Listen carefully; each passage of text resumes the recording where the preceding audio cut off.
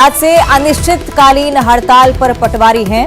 पटवारियों का सरकार को अल्टीमेटम भी है कि अगर सुबह 11 बजे तक मांगों को लेकर कोई जवाब सरकार की तरफ से सामने नहीं आता है तो 11 बजे के बाद से अनिश्चितकालीन हड़ताल शुरू करेंगे। प्रदेश भर के 19,000 पटवारियों ने सरकार के खिलाफ मोर्चा खोल दिया। इससे पहले 3 दिवसीय सामूहिक अवकाश भी, तिरंगा यात्रा भी निकाली और इसके माध्यम से भी अपनी मांगों को सरकार के सामने रखने की कोशिश पटवारियों ने की है। बड़ी समस्या ये है कि 25 सालों से प्रदेश में पटवारियों के वेतन में वृद्धि नहीं हुई है और इसी के चलते पटवारियों में नाराजगी।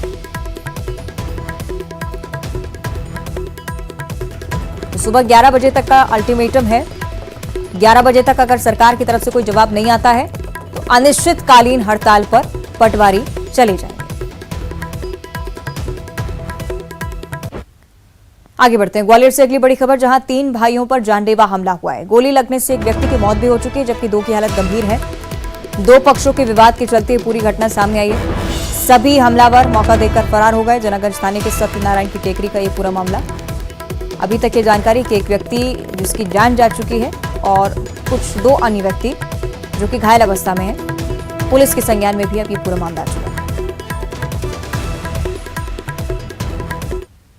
मिली थी जिस पर से कुछ लोग घायल हुए थे, उनको यहाँ हॉस्पिटल में एडमिट कराया गया था, जिसमें से एक व्यक्ति दिलीप राठौर की अभी गोली लगने से मौत हो गई है और अभी 2 लोग घायल हैं। यहाँ पर पूरा मामला क्या सामने है? अभी इनका किसी 2 पक्षों का किसी बात को लेकर विवाद हुआ है जनागंज में, तो उस पर से इनका आपसी रंजिश में ये गोली चलना बताया गया है और उन पर धारदार हथियारों से हमला करना बताया गया है। दमोह से अगली बड़ी खबर, जहां ट्रैफिक पुलिसकर्मी के साथ युवकों ने मारपीट की है। मारपीट का वीडियो भी सोशल मीडिया पर वायरल हो रहा है। ट्रैफिक पुलिसकर्मी से विवाद के बाद युवकों ने मारपीट की। 22 अगस्त का ये वीडियो बताया जा रहा है जो कि सोशल मीडिया पर भी लगातार वायरल हो रहा था। आरोपियों को इस वीडियो के आधार पर पुलिस ने गिरफ्तार कर लिया है। आगे की कार्रवाई में पुलिस जुटी हुई आई थी तो हम लोगों ने उसमें FIR ली है और जो संबंधित लोगों को अरेस्ट किया है और सख्त से सख्त उनके खिलाफ कार्रवाई की है, जिससे ये मैसेज जाए कि हमारे जो लॉ एंड ऑर्डर बिगाड़ेगा उनको सख्ती से कार्रवाई की जाएगी। सर कौन कौन सी धारा जो पुलिस से जो शासकीय कार्य में बाधा और ये संबंधी धारा हैं वो सब लगाई गई हैं। गिरफ्तारी की गई पूरी। रायपुर से अगली बड़ी खबर, अबनपुर में दर्दनाक सड़क हादसा हुआ है। हाईवा की चपेट में आने से बाइक सवार की घटनास्थल पर ही मौत हो गई है। हादसे का CCTV फुटेज भी अब चूंकि सामने आ चुका है तो पुलिस इसके आधार पर भी जांच कर रही है। तस्वीरें आप देखिए, हाईवा की चपेट में व्यक्ति आया, घटनास्थल पर ही इस व्यक्ति की जान चली गई। अबनपुर के राजिम रोड राठी इलाके की पूरी घटना। आरोपी ड्राइवर के खिलाफ केस दर्ज हो चुका है। फरार ड्राइवर की तलाश में पुलिस जुटी हुई।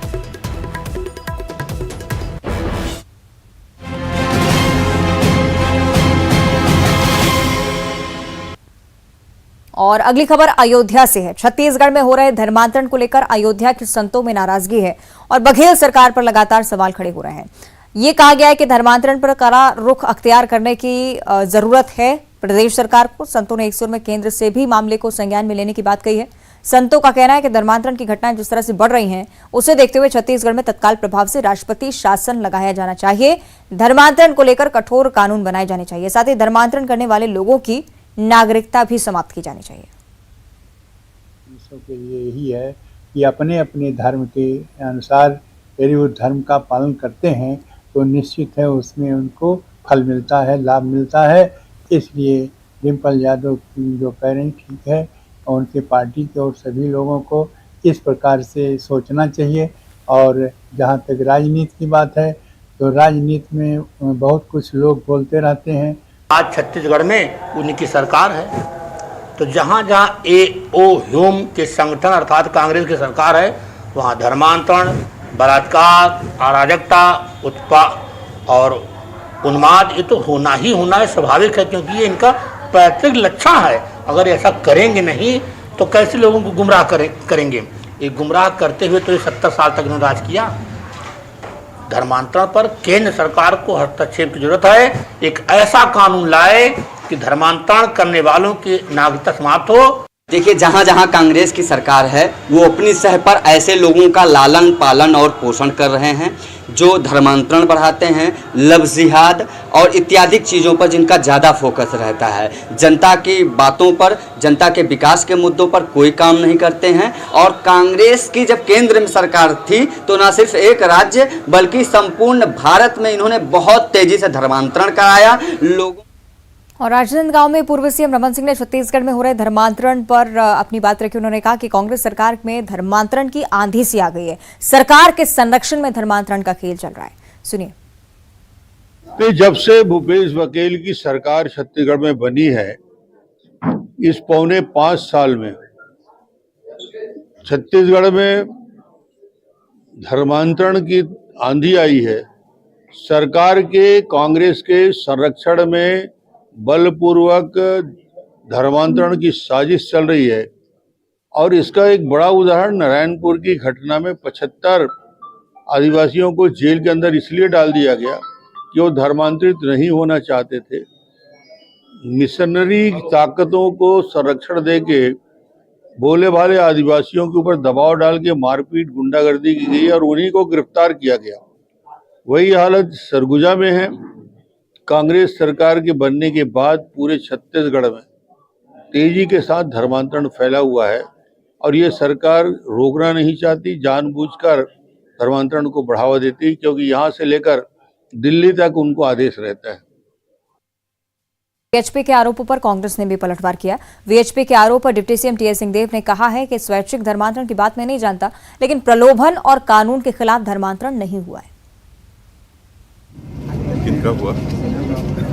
स्वैच्छिक धर्मांतरण की बात मैं नहीं जानता, लेकिन प्रलोभन से और कानून के खिलाफ किसका हुआ? मेरा, आपका, किसका हुआ? नाम बताएंगे तब तो कौवा कान ले गया तो वो वहाँ देखना है कि हाँ किसका हुआ, नाम बताएंगे तब। और वर्ल्ड एथलेटिक्स चैंपियनशिप में जैवलिन थ्रोअर नीरज चोपड़ा ने कमाल कर दिखाया है। उन्होंने चैंपियनशिप की जैवलिन थ्रो में भारत को गोल्ड मेडल दिला दिया है। इस जीत पर सीएम शिवराज सिंह चौहान ने भी नीरज चोपड़ा के लिए ट्वीट किया, बधाई दी। उन्होंने लिखा कि सबसे आगे हिंदुस्तानी नीरज वर्ल्ड एथलेटिक्स चैंपियनशिप में गोल्ड जीतने वाले पहले एथलीट बन चुके हैं, उन्हें हृदय से बधाई देता हूं। तो ये सीएम का ट्वीट हम आपको दिखा रहे हैं। नीरज चोपड़ा की ऐतिहासिक विजय भारत के लिए लेकर आए हैं, उन्हें बधाई देते हुए मुख्यमंत्री शिवराज सिंह चौहान की तरफ से ट्वीट। नीरज चोपड़ा जी, आपको हृदय से बधाई देता हूं। ट्वीट की तस्वीरें भी हम आपको दिखा रहे हैं। बड़ा कीर्तिमान नीरज चोपड़ा ने रचा है और शुभकामनाएं भेजते हुए मुख्यमंत्री शिवराज सिंह चौहान। ट्वीट की तस्वीरें आपकी टीवी स्क्रीन पर। न सिर्फ मुख्यमंत्री बल्कि अलग अलग देश की हस्तियां भी नीरज चोपड़ा के लिए ट्वीट कर रही हैं। निश्चित तौर पर एक ऐतिहासिक विजय। वर्ल्ड एथलेटिक्स चैंपियनशिप में नीरज चोपड़ा ने भारत को पहला गोल्ड मेडल जिताया।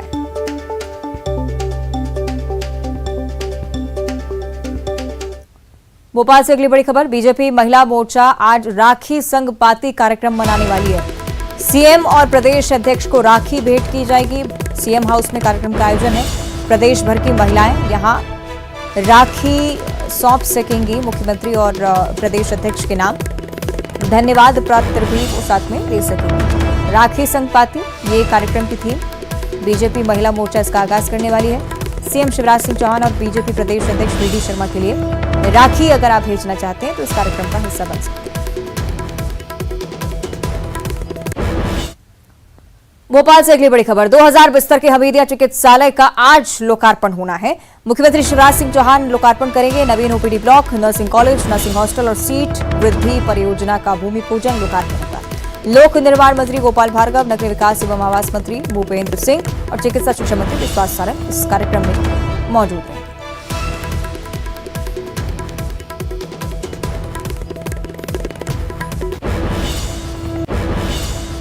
और मुख्यमंत्री शिवराज सिंह चौहान आज दिल्ली के दौरे पर भी रहेंगे। शाम को वो दिल्ली के लिए रवाना हो जाएंगे और दिल्ली में ही रात्रि विश्राम करने वाले हैं। मुख्यमंत्री के कार्यक्रमों को लेकर ये जानकारी कि कुछ स्थानीय स्तर पर कार्यक्रम हैं जिन्हें मुख्यमंत्री शिवराज सिंह चौहान को अटेंड करना है और इसीलिए उनका दिल्ली दौरा। लेकिन मुख्य बात यह कि कल बड़े नेताओं से मुख्यमंत्री शिवराज सिंह चौहान मुलाकात कर सकते हैं।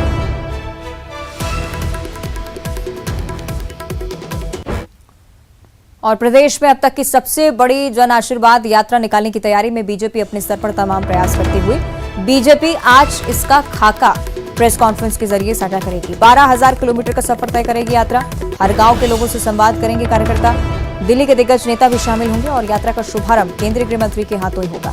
यात्रा के समापन कार्यक्रम में महाकुंभ का आयोजन कार्यकर्ताओं के लिए और इस कार्यक्रम के दौरान यानी कि 25 सितंबर को प्रधानमंत्री मोदी भी इस कार्यक्रम का हिस्सा हो सकते हैं।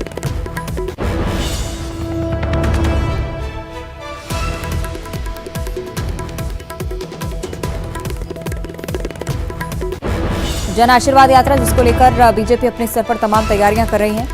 दिग्गज नेताओं का दौरा मध्य प्रदेश में अब बढ़ेगा। हर स्तर तक ये यात्रा पहुंचने की कोशिश करेगी। जनता को साधना, कुल मिलाकर एकमात्र मकसद।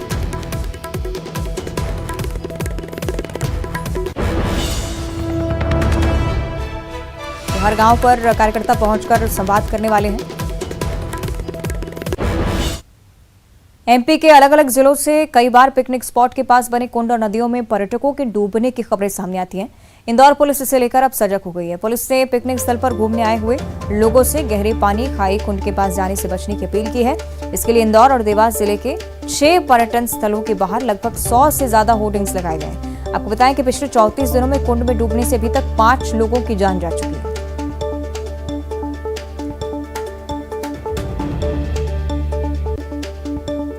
तो सराहनीय पहल पुलिस की तरफ से, जिससे उन लोगों को रोका जा सके जो कि गहरे पानी की ओर जाते हैं। अपील के तौर पर अलग अलग जगह पोस्टर्स लगाए गए। और अब इंदौर से अगली बड़ी जानकारी है, जहां चिड़ियाघर से खुशखबरी निकलकर सामने आ रही है। 9 साल की बाघिन जमुना चौथी बार मां बनी है। 3 शावकों को जन्म दिया है बाघिन ने। बाघिन और शावकों की देखभाल में चिड़ियाघर प्रशासन भी लगा हुआ है। कुछ महीनों बाद दूसरे बाड़े में इन शावकों को शिफ्ट किया जाएगा। इंदौर चिड़ियाघर में बाघों की संख्या अब 11 तक पहुंच गई है। पिछले 6 महीने में इंदौर के कमला नेहरू प्राणी संग्रहालय में तीसरी बार नन्हे शावकों का जन्म हुआ। चिड़ियाघर प्रशासन के मुताबिक जमुना और शावक फिलहाल पूरी तरह से स्वस्थ हैं। खंडवा की तीर्थ नगरी ओंकारेश्वर में सावन के आखिरी सोमवार को भोलेनाथ की जय जयकार गूंज रही है और सुबह से ही भोले शंभू के दर्शन करने के लिए भक्तों की कतारें लगनी शुरू हो गई हैं। भगवान ओंकारेश्वर की शाही पालकी नर्मदा नदी में नौका विहार करने के लिए निकलेगी और भगवान भक्तों का हाल भी जानेंगे। भक्त भगवान शिव की पालकी पर फूलों की वर्षा करेंगे। ओंकारेश्वर पहुंचे देश भर के भक्तों का कहना है कि भगवान के दर्शन पाकर वो धन्य हो गए।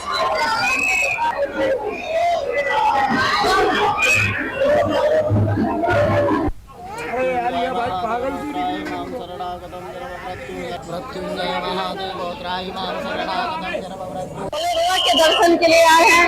यहाँ आके मेरी सारी तमन्नाएं पूरी हो गई, उनके दर्शन हो गए बहुत अच्छे से।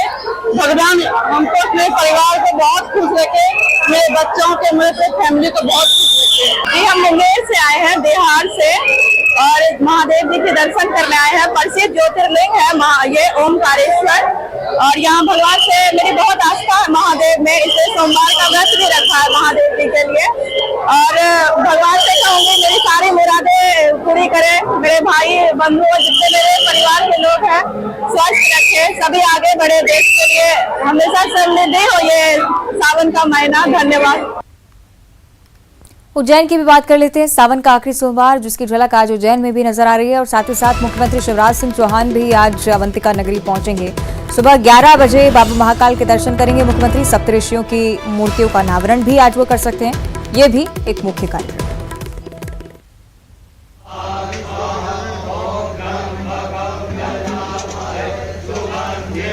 उज्जैन में तमाम विशेष कार्यक्रम आज होने हैं। मूर्तियों का अनावरण भी आज हो सकता है, क्योंकि मुख्यमंत्री शिवराज सिंह चौहान सावन के आखिरी सोमवार पर बाबा महाकाल के दर्शन के लिए पहुंच रहे हैं।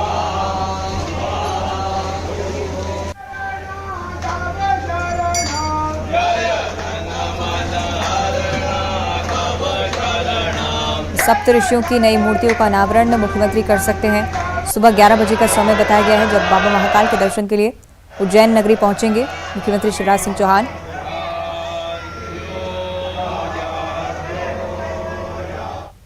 और मंदसौर में भी इसी तरह की झलक आज नजर आती है, क्योंकि सावन का आखिरी सोमवार आज है। मंदिर में आकर्षक साज सज्जा की गई है। भगवान पशुपतिनाथ की आज शाही सवारी भी निकलने वाली है। शाही सवारी का पूरे नगर में भव्य स्वागत किया जाएगा। इसे लेकर तमाम तैयारियां अपने स्तर पर मध्य प्रशासन की तरफ से। मास का आज आखिरी सोमवार है और भगवान पशुपतिनाथ महादेव आज शाही सवारी के रूप में नगर भ्रमण पर निकलेंगे और अपने भक्तों का हाल जानेंगे। मेरे पीछे आप देख सकते हैं कि भगवान पशुपतिनाथ का रथ तैयार हो रहा है, इसको सजाया जा रहा है और भगवान पशुपतिनाथ मंदिर की भी आकर्षक सज्जा की गई है, विद्युत सज्जा की गई है। पूरी तरह से भगवान पशुपतिनाथ महादेव मंदिर को और भगवान की रजत प्रतिमा को अभी यहाँ पर तैयार किया जा रहा है। और इसी के साथ बुलेटिन में इतना ही। नमस्कार।